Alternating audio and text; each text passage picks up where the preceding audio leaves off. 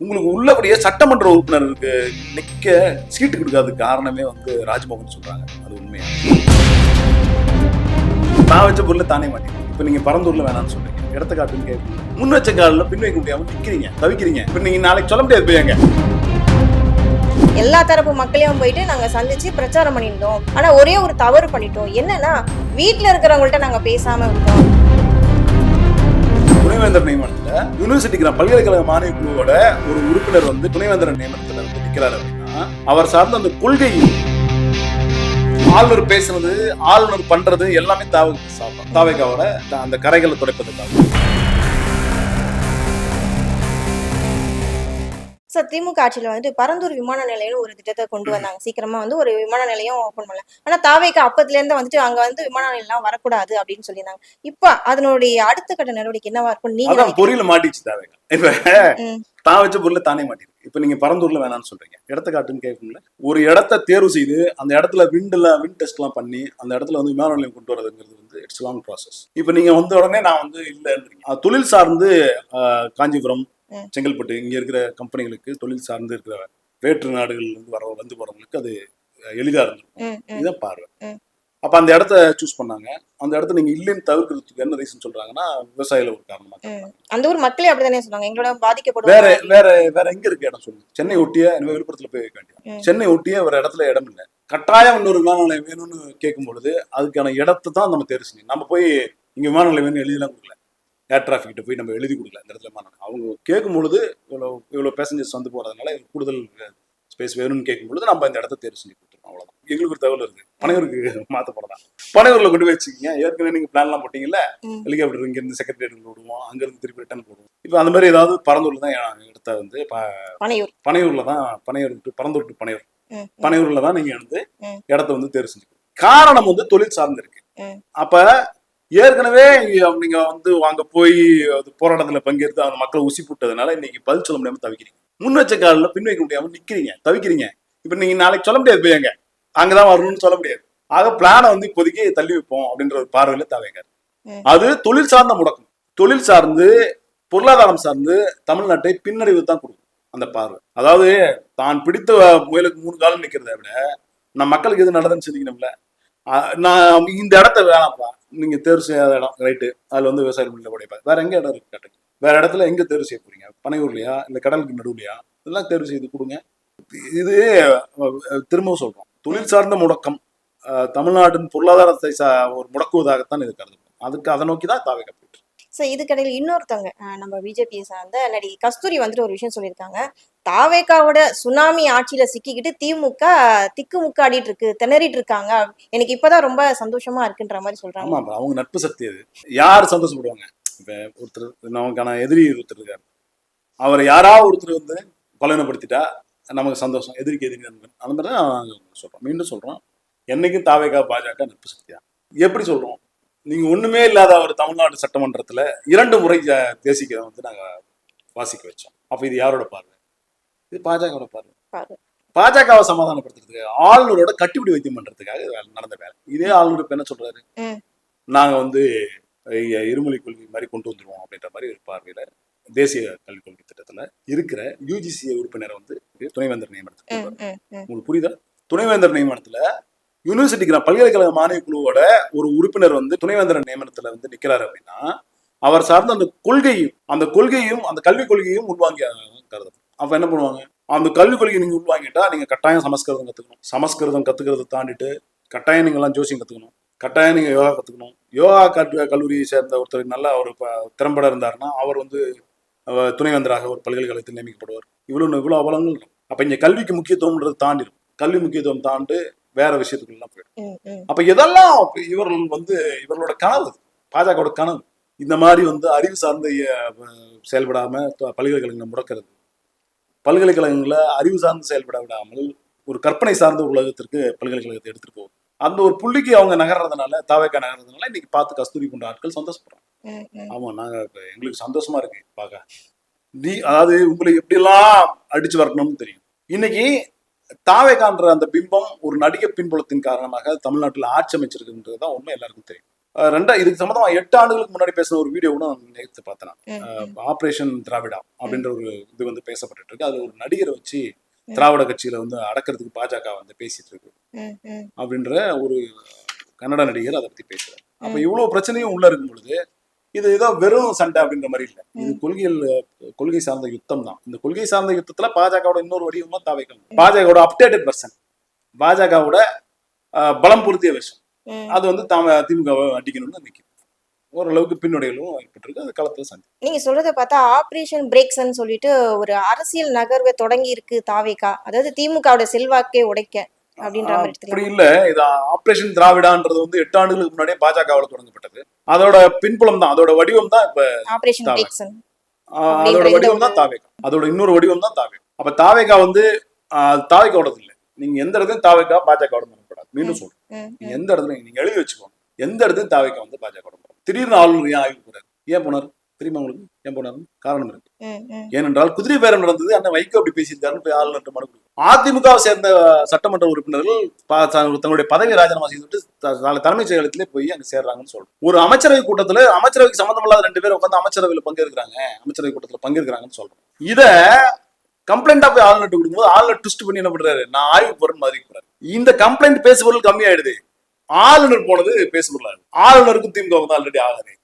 அப்ப ஆளுநர் வந்து இதை பத்தி ஆளுநர் போகும். ஆளுநர் பேசுனது, ஆளுநர் பண்றது எல்லாமே சார்பா தாவேகாவோட அந்த கரைகளை துடைப்பதற்காகவும் பேசுபொருளை மாற்றுவதற்காகவும். இப்ப பேசுபொருள் அது இல்ல. ஏன் ஆளுநருக்கு ஆய்வு போனா இன்னைக்கு நேற்று போல ஆளுநர் வந்து எப்பெல்லாம் வந்து மாநில கட்சிகள் அல்லது பாஜக ஆளாத கட்சிகள் எல்லாம் எந்தெந்த மாநிலத்துல இருக்காங்களோ அவங்க எல்லா இடத்துலயும் இப்படிதான் செயல்படுறாங்க. அப்ப டாபிக் வந்து ஆளுநர் வெர்சஸ் இது இன்ஸ்பெக்ஷன் போகுது. ஆளுநர் வந்து இன்ஸ்பெக்ஷன் போறாரு, சரியா? இது இல்ல டாபிக். ஆளுநர் எதற்காக இந்த நேரத்துல அங்க போறாரு? ஆளுநர்கிட்ட புகார் மனு எல்லாம் கொடுக்கப்பட்ட பிறகு ஆளுநர் புகார் மனுக்கு மீது பரிசீலனை பண்ணி நடவடிக்கை எடுக்காம ஏன் ஆய்வு போறாரு? அது எடுத்தன்னு சொல்லணும், இல்ல எடுக்கலன்னு சொல்லணும். நான் இதெல்லாம் பண்ணிருக்கேன்னு சொல்லணும். எதுவுமே பண்ணாம ஆய்வுக்கு போறதோட நோக்கம் என்னன்னா, இதை பேசாம இதை அமைதியாகும். இந்த விஷயத்த வேற ஒரு வடிவமா மாத்தும். இதுதான் தாவேகாவோட பிளான். ஆளுநரும் அதை தொடர்ந்து செய்யும்.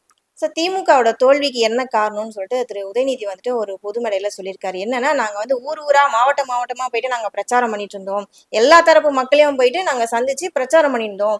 திமுக தான் இந்த வாட்டியும் ஜெயிப்பாங்க அப்படிங்கிற மாதிரி நாங்க பேசினோம். ஆனா ஒரே ஒரு தவறு பண்ணிட்டோம். என்னன்னா, வீட்டுல இருக்கிறவங்கள்ட்ட நாங்க பேசாம விட்டுட்டோம். வீட்டுல இருக்கிறவங்கள்ட்ட நாங்க பிரச்சாரம் பண்ண மறந்துட்டோம் அப்படிங்கிறாரு. இது வந்துட்டு ஏற்றுக்கொள்ளப்பட ஒரு விஷயமா? ஏன்னா விஜய் வந்துட்டு வீட்டுக்கு வீடு ஒரு விஜய் இருக்கான், எல்லார் வீட்லயும் ஒரு விஜய் இருக்கு, அதனாலதான் அவரு வின் பண்ணிட்டாருன்ற மாதிரி சொல்றாரு. எது சுலபம் எது கடினம்னு பார்க்கணும். கருத்தில் ரீதியா பேசுறது சுலபம், கடினம். ஒரு காட்சி பொருளை காட்டி பரவசப்படுத்துவது எளிது, அது சுலபம். அம்பேத்கர் பெரியார்னு பேசுறது கடினம். அவர்கள் என்ன பேசினார்கள், அவர்கள் என்ன அரசியல் செய்தார்கள் அப்படின்னு பேசுறது கடினம். ஆனா அவர்கள் பிம்பத்தை மட்டும் காட்டி அவர்கள் மறுபடியும் நான் என்று சொல்வது சுலபம். அப்ப எது சுலபம்? திமுக பார்க்காத தோல்வியா? உள்ளபடியே 1949 ஆரம்பிக்கப்பட்ட திராவிட முன்னேற்ற கழகம் இந்த நாள் வரலையும் களத்துல தோல்விகள் தான் அதிகமா சந்திச்சிருக்கு. வெறும் ஆளுங்கட்சியா 30 ஆண்டுகள். அப்ப களத்துல நீண்ட நெடிய எதிர்கட்சியா இருந்த ஒரு இன்னமும் இருந்துட்டு இருக்கிற ஒரு இயக்கம்னா திராவிட முன்னேற்ற கழகம். திமுக வந்து ஒரு தோல்வி வந்து அசைச்சிருமா? அசைக்காது. தோல்வி வந்து திமுக பலப்படுத்தும், திமுக பக்குவப்படுத்தும், திமுக மறுசீரமைக்கும். இன்னைக்கு அதுதான் நடந்துச்சு. திமுக அண்ணன் எங்களுடைய எதிர்கட்சி தலைவர் சொன்னது போல வீட்டுல இருக்கவங்கள்ட்ட நம்ம பேசல. வீட்டுல இருக்கவங்கள்ட்ட கருத்தில் ரீதியா பேச வேண்டிய தேவை, நம்ம கருத்தை அவங்க உள்வாங்கியிருப்பாங்கன்ற பார்வை தான். நம்ம கருத்தை அவங்க பேசியிருப்பாங்க, நம்ம கருத்தை அவங்க உள்வாங்குவாங்க. அதை தாண்டிட்டு ஒரு காட்சி பொருளை பார்த்து பரவசப்படுவாங்க. அந்த பரவசப்படுறதுக்குள்ள போய் அது ஒரு வாக்கா செலுத்த மாட்டாங்க ஒரு நம்பிக்கை இருக்கு. அந்த நம்பிக்கை உடைப்பட்டு அவ்வளவு. அந்த நம்பிக்கை உடைப்பட்டிருக்கனால அவர்கள் எல்லாம் தவறானவர்களா இல்லை, அவர்கள் எல்லாம் தவறானவர்கள், அதெல்லாம் நம்மவர்கள், நம்ம மக்கள். அவங்க ஏதோ ஒரு பரவசத்துல அவங்களை ஒரு வாய்ப்பு கொடுக்கணும் அப்படின்ற ஒரு புள்ளியில அவங்க போய் அதை வாக்கு செலுத்தி. இப்பவும் திமுக ஆக்கப்பூர்வ எதிர்கட்சியா இருந்து என்ன சொல்லுது? அவர்கள் நினைத்த அந்த எண்ணத்தை வந்து நீங்க திருப்திப்படுத்துங்க. அவர்கள் நம்பிக்கை மீது கல்லெறியாது. அவர்கள் நம்பிக்கை மீது கல்லெறிஞ்சு நீங்க என்ன காரணத்துக்கு அவங்க வாக்கு செலுத்தி உங்களை முதலமைச்சர் ஆகினாங்களோ அதை ஈடேத்தாம உங்களுடைய அமைச்சர்கள் செய்யற விதம் எல்லாம் ரொம்ப கேவலமா இருக்கு. ஒரு அமைச்சர் வந்து போதைப் பொருள் பயன்படுத்துக்கான அத்தனை அறிகுறியும் ஒரு காணொலியில இருக்கு. நடவடிக்கை எடுக்க மாட்டாரு. ஒரு சட்டமன்ற உறுப்பினர் கூட்டு பாலியல் வன்முறைக்கு உட்பட்ட ஒரு பெண்ணுக்கு எதிரான இருக்கிற 2 குற்றவாளிகளை பாதுகாத்து வச்சாரு. ஒரு நடவடிக்கை எடுக்கல. நான் தான் பெரிய ஆளாச்சு, இப்ப நான் வந்ததுமே வந்து நேப்பியர் பிரிட்ஜு கீழே 2 கட்டி தொங்க விட்டுருன்ற மாதிரி நீங்க சொன்னதெல்லாம் சரி, இன்னும் செய்யவில்லை. எதுவுமே உங்களுக்குன்னு ஒண்ணு வரும்பொழுது அது உங்களுக்கு வலிக்குது இல்லை? இப்ப இவ்வளவு நாளா சொன்னது என்னாச்சு? அப்ப நீங்க மக்கள் வாக்கு செலுத்தணுங்களா முட்டாளா? கேள்வி உங்களுக்கு புரியுதா? உங்களை நம்பி வாக்கு செலுத்தினவங்களுக்கு என்ன மரியாதை கொடுத்துருக்கீங்க? வெறும் சிங்கப்பெண் திட்டம் மட்டும் கொடுத்துட்டா போதுமா? உங்க கட்சி சட்டமன்ற உறுப்பினர்கள், உங்க கட்சியோட அமைச்சர்கள் இந்த மாதிரி ஒரு சமூகத்துக்கு புறமான செயல் செய்யறாங்க. உங்க கட்சி உறுப்பினர்கள் சேலத்துல வந்து ஒரு ஒரு 80 வீடியோ வந்து வருது. இது போல தொடர்ச்சியா உங்க கட்சியோட உறுப்பினர்கள் வந்து அங்க குற்றம், பாலியல் குற்றம், போதைப் பொருள் குற்றம், சட்ட ஒழுங்கு பிரச்சனை, இப்படி தொடர்ச்சியா வரும் பொழுது அமைதியா இருக்காரு முதலமைச்சர். அவர் மேலதான் நடவடிக்கை எடுத்துட்டாங்க. யார் மேல? அந்த சேலத்துல அந்த பாலியல் எல்லாரையும் வச்சு போட்டோ எடுத்து என்ன மாதிரியான விளக்கத்தை வந்து தாவேகா கொடுத்துச்சு? தாவேகா கடந்துதான் போயிருக்கு. மீண்டும் சொல்றோம், இப்ப இப்படி ஒரு அசம்பாவிதம் நடந்திருக்குங்க. அப்ப என்ன பேசணும்ட்டாங்களா? கட்சி கூப்பிட்டு இந்த மாதிரி ஆளுங்கட்சி ஆனோம், நாம வந்து இந்த மாதிரி செயல்லாம் செய்யக்கூடாது, கொஞ்சம் மாண்பு காப்பாத்து, இந்த ஒழுங்கு இன்னொரு பேசல. யாரோ ஒருத்தர் மேல இருக்கிற தாவேகாவை சேர்ந்த 2ஆம் கட்ட தலைவர்கள் மேல இருக்கிற நடவடிக்கையை நீங்க கோடிட்டு காட்டுறீங்க. அமைச்சர், சட்டமன்ற உறுப்பினர், அவரும் அமைதியா இருக்கீங்களே, அதெல்லாம் பேச மாட்டீங்களே. எங்களுக்கு ஆச்சரியமா இருக்கு, அதெல்லாம் ஏன் பேச மாட்டீங்க அப்படின்னு. அது கேட்கும் போது மட்டும் அவங்களுக்கு ஒரு ப்ரிவிலேஜ் வந்துடும். அப்ப நீங்க எல்லாம் பண்ணாதான். இதுல ஏற்கனவே திமுக அதிமுக அதெல்லாம் பண்ணுச்சு. திமுக அதிமுக பண்ணதுன்னா காலகாலமா போஸ்ட் ஒட்டி, நான் இப்ப அடிநிலை மட்டத்துல இருந்து வந்து என் வேலையை பார்த்து தான் எனக்கு அமைச்சர் பங்கு யாரும் கொடுத்தாருன்னு சொன்னாரு சரத்குமார், கிள்ளி சரத்குமார். கிள்ளி சரத்குமார் வந்து அப்ப உங்க பங்கு தானே, அவர் உங்க வளர்ப்பு தானே அவரு. அவர் வந்து திமுக அதிமுக பங்கு இல்லை. அவர் வந்து திமுக வளர்ப்போம் அதிமுக வளர்ப்போம் இல்லை. அவர் உங்க வளர்ப்பு பியூர். அவர் வந்து நான் கட்சியில் அப்படி வேலை செஞ்சேன், அப்படி மட்டத்துலேருந்து போஸ்ட் விட்டுருக்கிறேன், எனக்கு வந்து எங்களோட தலைவர் வந்து ஒரு அங்கீகாரம் கொடுத்து என்ன அமைச்சராகிருக்காரு. அமைச்சராக்க தெரிஞ்ச முதலமைச்சர் அதை கண்டிக்கும் தெரிஞ்சிருக்கணும்ல, அதுக்கு அமைதியா இருந்தா. இந்த அமைதி வந்து பேராபத்தா முடியாதா? அடுத்தவர்களுக்கு யார் என்ன செஞ்சாலும் உண்மையா அண்ணன் ஒண்ணு கண்டுபிடாரு, விஜய் நம்ம பார்த்துக்கலாம், விஜய் நட்டான் போய் எக்ஸ்பிளைன் பண்ணிக்கலாம், அந்த மாதிரி ஒரு பார்வை ஏற்படுத்துறாரு. அதாவது இந்த கேள்வி எழும்பொழுதுதான் ஒரு உடனே அதுக்கு சாட்டிஸ்ஃபை பண்ற மாதிரி நான் குழு போட்டிருக்கேன். என்ன குழு? இதை 10 ஐஏஎஸ் ஆஃபீஸர் ஐபிஎஸ் ஆஃபீஸர் சேர்த்து வச்சு குழு போடுங்க. கட்சிக்குள்ள 2 சட்டமன்ற 2 மாவட்ட செயலாளர் சேர்த்து வச்சு ஒரு குழு போட்டிருக்காங்க. அந்த குழு வந்து கொடுக்குற நடவடிக்கையின் பேர்ல அவரு ஐநா அமைதி குழு, ஐநா அமைதி குழு வந்து அவருக்கு அதுல குற்றம் சாட்டு. ஏங்க 2 கட்சியில இருக்க அமைச்சருக்கு 2 மாவட்ட செயலாளர் சொல்ல போறாங்களா? இல்ல அதுக்கு வந்து பின்புலம் இருக்கு.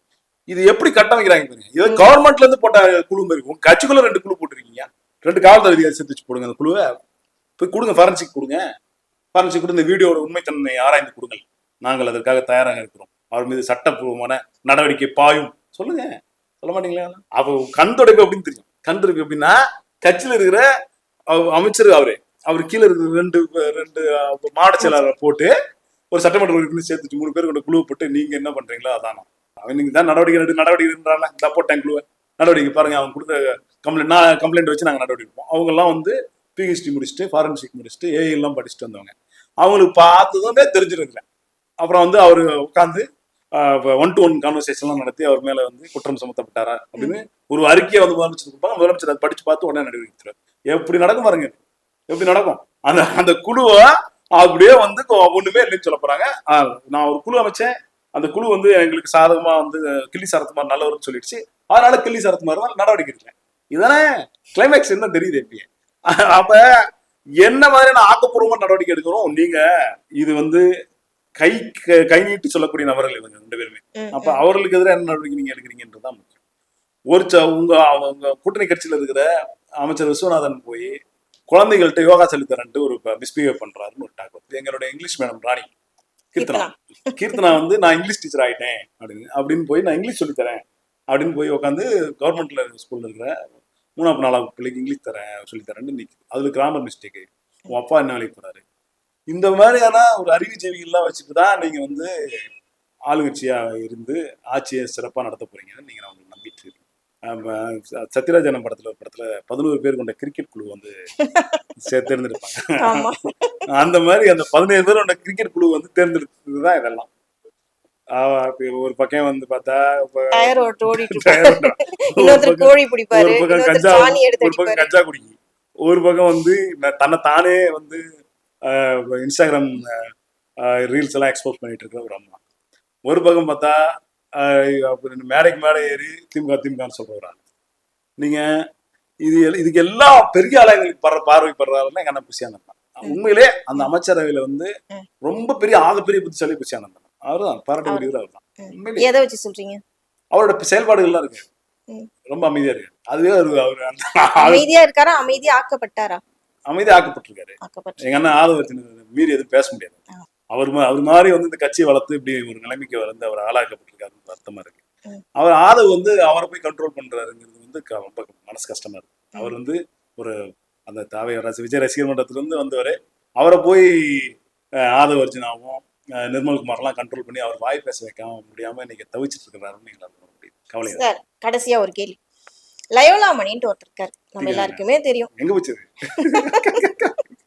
அவர் ஒரு விஷயம் சொல்லியிருக்காரு, திமுக எப்ப பார்த்தாலும் ஒப்பாரி வச்சுட்டே இருக்காங்க, திமுகன்றத விட ஒப்பாரி திமுகன்னு வைக்கிறதா எங்க நல்லா போயிருந்தாரு இருக்கு. இப்ப லைலாமணி? இப்ப இருக்கார் சார், மறுபடியும் இருக்கார். வந்துட்டாரு, கம்பேக் கொடுத்துட்டாரு. Comeback sir. லைலாமணி அவர் வந்து லைலா காலேஜ் ஓனர் தானே அவரு. ஒரு குற்றம் சுமத்தினா அதுக்கு ஒரு காரணம் சொல்றாருல்ல, அப்ப அந்த பேருக்கான காரணம் இல்ல. நீங்க உள்ளபடியே லைலா காலேஜுக்கு ஓனர்ஷிப்ல இருக்கிற கிரேட்ல இருக்கவங்க கூட இதை செய்ய மாட்டான்.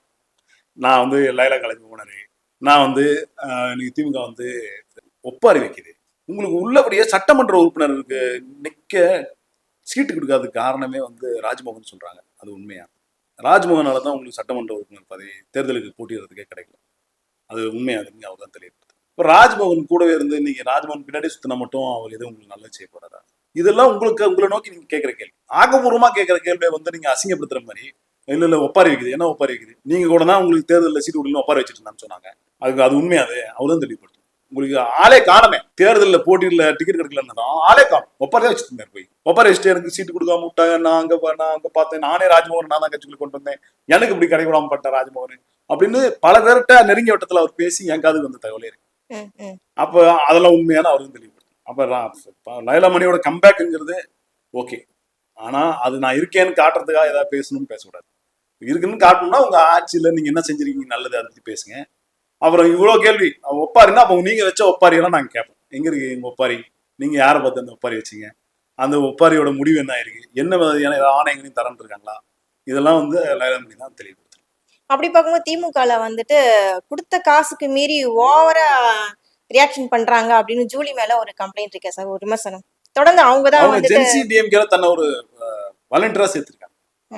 கொடுத்த காசுக்கு மேலன்னா அவங்க காசு எவ்வளவு கொடுத்தாங்கன்னு தெரியல. இவங்கதான் நம்ம ப்ரூவ் பண்ணுவோம். ஆனா திமுகல இருந்து ரொம்ப பேசுறாங்க. ஒரு வாலண்டியர் அவங்க வந்து அதிகாரமிக்க திமுக பேச்சாளர் இல்லை, அவங்க ஜென்சி டிஎம்கேல ஒரு வாலண்டியர். அவங்க அப்ப அது சார்ந்த பார்வை வந்து முக்கியத்துவம் வாய்ந்த பார்வையாக கருதப்படாது. அது அவங்களோட வாலண்டியரா இருக்கவங்க எல்லாருக்குமே, தொண்டர்கள் எல்லாருக்குமே ஒரு மனநிலை இருக்கும். கட்சியோட கருத்து அதுவா இருக்குமா?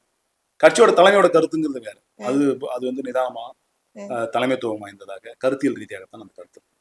அப்ப ஒரு வாலண்டியர் வந்து அவங்க அனுதாபி, திமுக அனுதாபி, அவரோட அது நான் இல்லைன்னு சொல்லல. ஆனா அது அதற்கு வந்து ஒரு பெரிய வடிவம் கொடுக்குறது, அதை வந்து ஒரு நெகட்டிவா கட்டமைக்கிறதுங்கிறது அது ஏற்க முடியாது. ரொம்ப நன்றி. பல தரப்பட்ட கேள்விகளுக்கு ரொம்ப அழகா பொறுமையா மக்களுக்கு புரியுற மாதிரி ஆன்சர் பண்ணீங்க. தொடர்ந்து பேசுவோம். நன்றி, வணக்கம் சார்.